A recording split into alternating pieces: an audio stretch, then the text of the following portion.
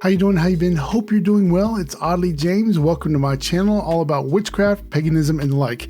And today, it's all about pendulums. What are they? What are their uses? How do they work? And where do I buy my pendulums? So I know there are quite a few videos on YouTube about this topic already, but I kind of just want to give my take and sort of my opinion, and I might have a different way of buying my pendulums than other YouTubers, and it's always good to have more opinions than just a few. So let's start with the basics. What are pendulums? So typically pendulums are cone-shaped crystals. They can be wide cones or they can be narrow cones, but typically some sort of cone shape that's attached to a chain or a string. And sometimes they can even be attached to like a necklace. Now, there are many different types of crystals that are used to make pendulums. And it's my belief that each type of crystal pendulum can have its own sort of use. Pendulums can also be cone-shaped pieces of metal. They don't have to be crystals. My wife has one that is sort of like this spirally piece of metal. It looks really, really cool.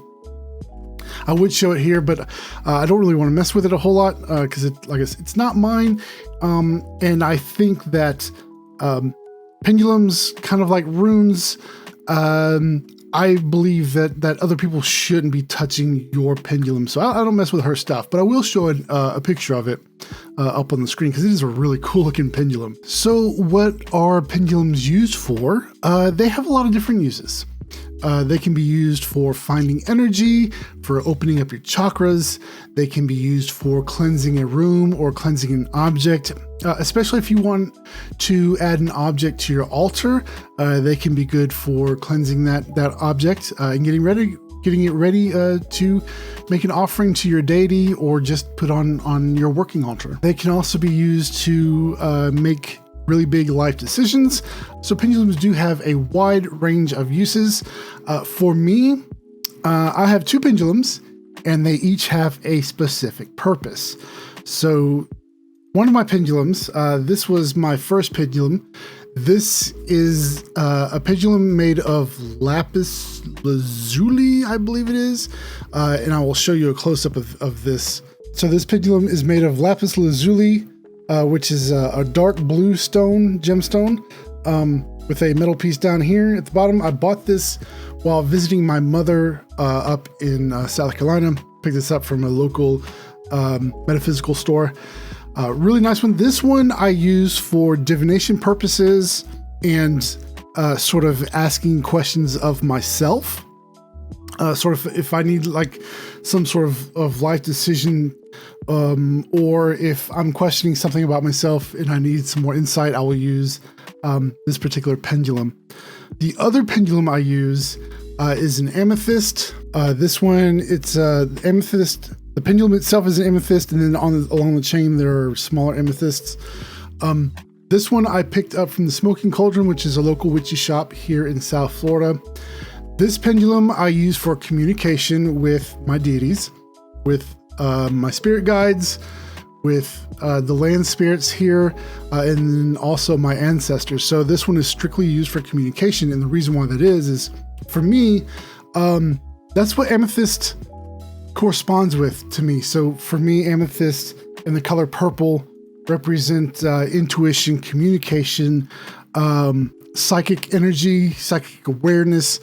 So the amethyst is perfect for that. Now it might be a little bit different for you, but for me, that's what I use the amethyst for. So how do pendulums work and what do you do with them? So the very first thing that I do is I take my pendulum and I'll hold it in my hand and I'll calm my energy and I'll say something like, I'm calling upon my spirit guides and my ancestors to help me answer the questions that I may have. And then what I'll do is I'll kind of hold up my hand like this, and we need to establish yes and no. So right now it's very still. So I'll say, show me yes. So then it'll start to swing. And just kind of note the direction that it's swinging. So we have clockwise is yes. Okay, stop. show me no.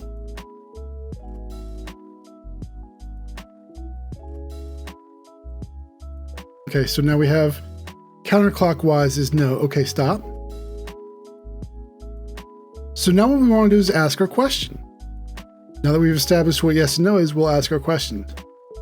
Will this YouTube video receive 10 likes? So you can see my pendulum is shaking. So they're telling me no. It's not going to get 10 likes. It's a very resounding no as well.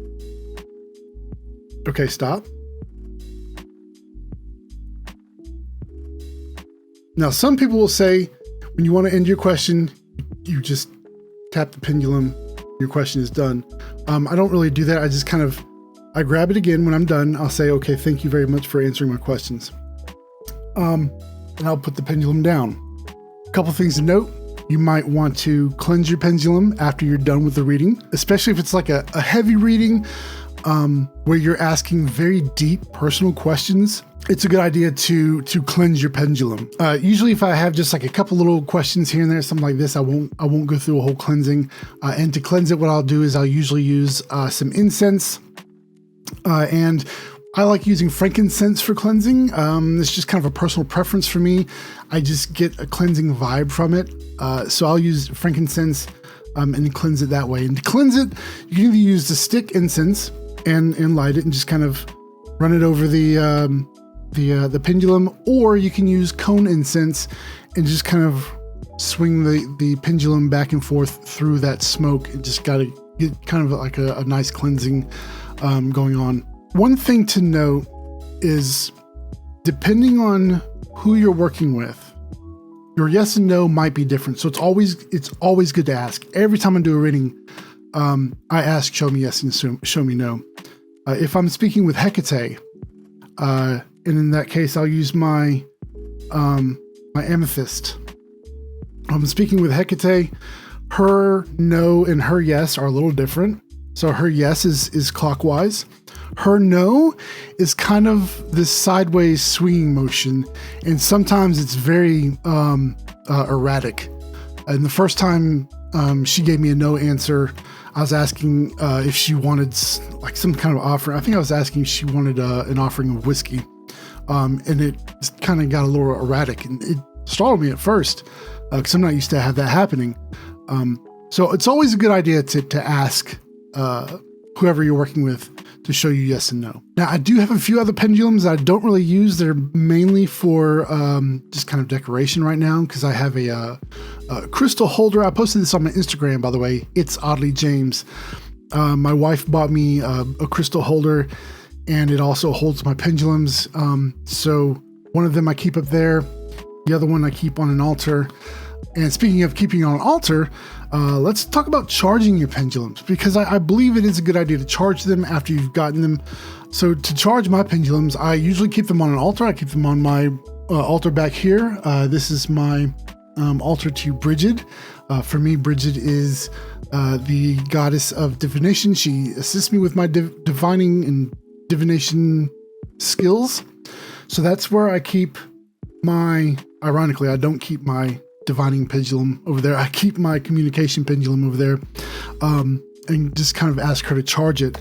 With the divination, if I do feel like it needs charging, I'll put it there. But typically I keep this one in my bedroom on my crystal holder. And then if I want to charge it, I'll bring it in here and I'll set it on the altar back there. Another way of charging these, you can kind of hold these in your hand and just sort of transfer your magical energy from yourself into the crystal and charge it that way. You can also set these in moonlight. You can set these in sunlight. Be very careful though, because some stones will fade in sunlight. For example, amethyst, its color will fade. So you can set them in the windowsill and charge them with moonlight or sunlight, depending on what your crystals like better. Again, be very wary of stones that you do put in the sunlight, because some of them will fade. And you can get like a book about crystals and it'll tell you all that stuff. But for me, I typically put mine on the Bridget altar, as I said, and ask Bridget to charge my pendulums when I need to use them. So let's talk about purchasing your pendulums. Where do I buy mine? do I go through any special process? And the answer is yes. And I usually buy them through local shops. As I mentioned, the lapis lazuli, I'm pretty sure I'm saying that right, but I could be wrong. This one I bought from a local store in South Carolina when I went to go visit my mom last year, or just before, I think it was like just after Thanksgiving, somewhere around there. So I bought this one from a local shop there, and then my amethyst, I bought this one from the Smoking Cauldron here in South Florida. And what I usually do is when I go into the shop, I will speak directly to the pendulum itself. I'll pick it up, I'll look at it, and I'll close my hand over it, and I'll say something like, I'm speaking directly to the pendulum. I ask that you please answer my questions honestly. Or something to that effect. And then I'll ask the pendulum, I'll say, show me yes and show me no. I'll go through that process. And I'll ask the pendulum, do you want to come home with me? And the way I ended up with the lapis lazuli one is the store owner or the shop owner had a whole bunch of pendulums. I think it was about like 10 different pendulums. And I saw one that was really, really cool. And I picked each one up, went through that process. I said, do you want to come home with me? And the only one that said yes was the lapis lazuli one. The one that was really cool that I really wanted is a black gemstone, raw gemstone. It wasn't even cut. Man, that thing looked cool, but it did not want to come home with me. With my amethyst, we had went to the Smoking Cauldron, and we went down there for a candle magic class.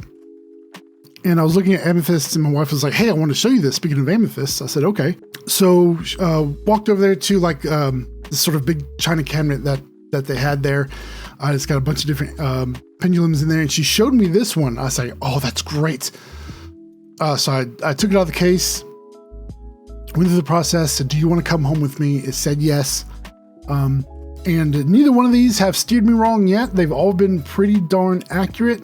Some of the answers have changed over time, but that's kind of to be expected with the nature of questions that I was asking. That's stuff that I really don't want to get into. But other than that, they've been exceptionally accurate, and I've been very pleased with them. So that's what I usually do. I ask the pendulum, do you want to come home with me? If you're buying them online, I think you have to look around until you see one that like really speaks to you.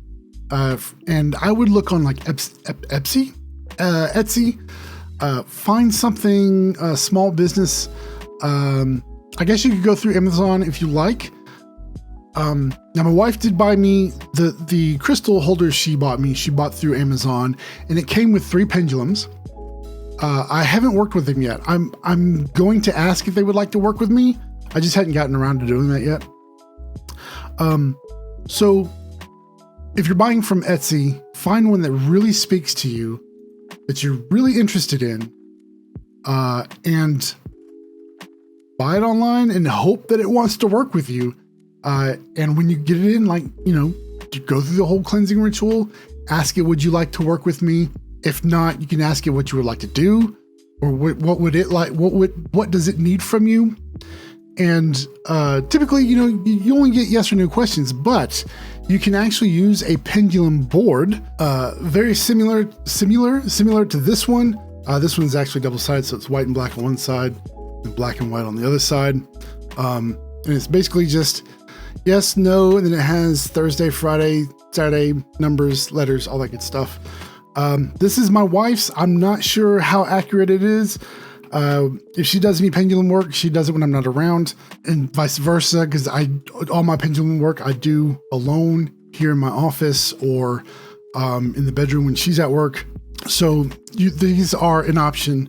I might actually try one of these or try this one just to see my results, see what kind of results I get, and maybe I'll do an update or a YouTube short. But there is another option for if you want to ask more than yes or no questions. And so lastly, how do pendulums work? There are a lot of different theories as to how they work. I have my own personal theory, which you might not agree with, and that's okay. Everybody has their own sort of idea of how they work. But for me, I believe that when I'm trying to communicate to Hecate or Bridget or any of the spirits around me, I feel like they use my body and my vibrations to spin the pendulum and communicate with me that way. When I'm divining or even if I'm asking personal questions of myself, especially, I guess you could relate it to shadow work. If I'm doing like maybe shadow work and trying to ask questions of myself, of issues that I might be going through, then I believe it is part of my subconscious that is sending the signals to my hand, to my fingers, down to the pendulum and causing it to swing that way. So I think it's a little bit of both spiritual and inner communication, which I think is a pretty cool concept. So there you go. There is my take on pendulums, on how I use them, purchase them, what I use them for, and all that good stuff. If you liked the video, like the video. If you would like to see more content like this, please consider subscribing and clicking that bell notification so you'll know every time when I upload a video. If you'd like to keep up with me outside of YouTube, you can follow me on Twitter, TikTok, and Instagram. My username in all those places is It's Oddly James. And until next time, be well, be safe, stay odd, y'all.